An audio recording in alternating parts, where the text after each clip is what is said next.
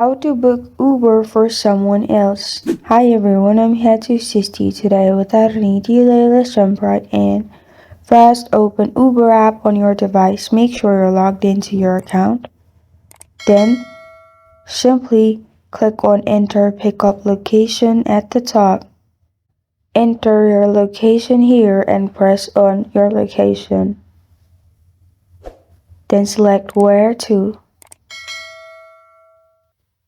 Select which ride you want.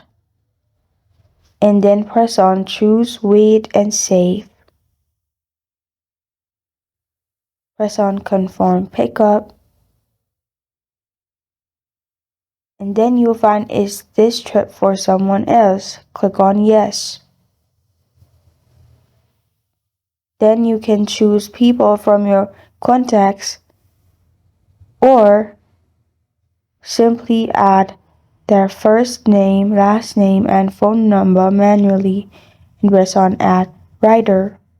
After you do this, once Uber is confirmed, you're good to go. This is how to book Uber for someone else.